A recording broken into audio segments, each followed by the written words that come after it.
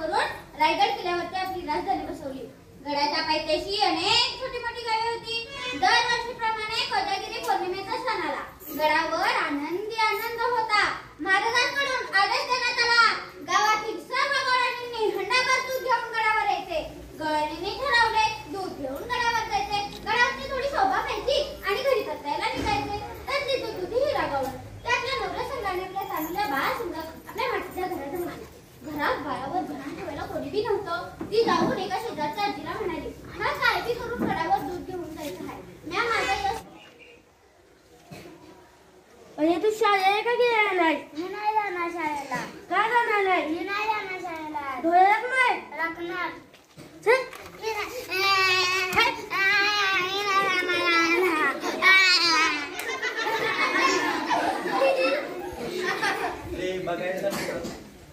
बघायचं फक्त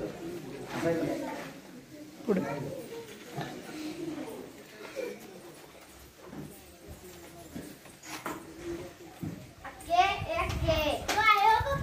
शाळेला गेले नाहीस? मी नाही जाणार सर शाळेला. मी नाही जाणार सर. मी नाही जाणार सर. मी नाही जाणार. हापारू जा.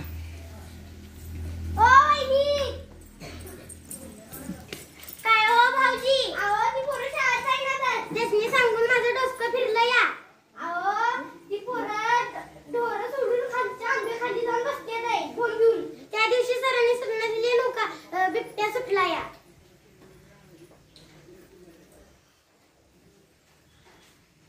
मग चला जाऊया प्रेम भाऊजी त्यांच्याकडे. चला.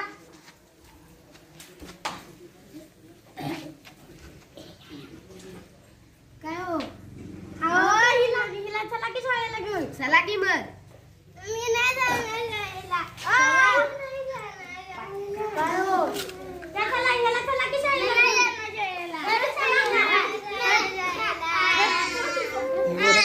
ओरड म्हटलं.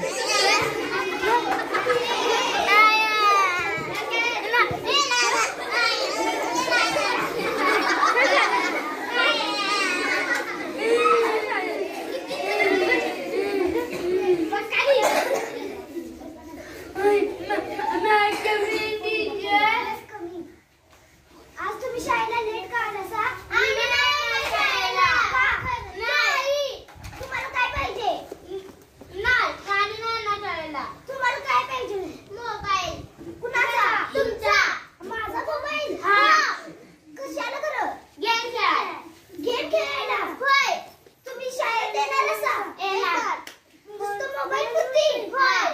नुसतं मोबाईल? हा. मग नाही मोबाईल. तुमचा आई वडील कुठे आहेत? तुम्ही मुलांना मोबाईल घेतला? नाही.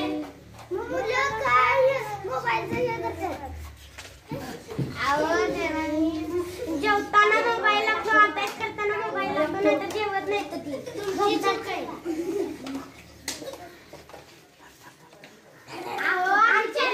आम्ही चार्जिंगला लावला की खुर्चीवर घेतात ती.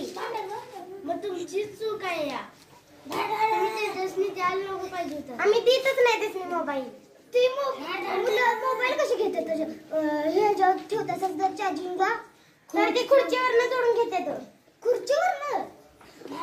मग आमचा मोबाईल नंबर घ्या.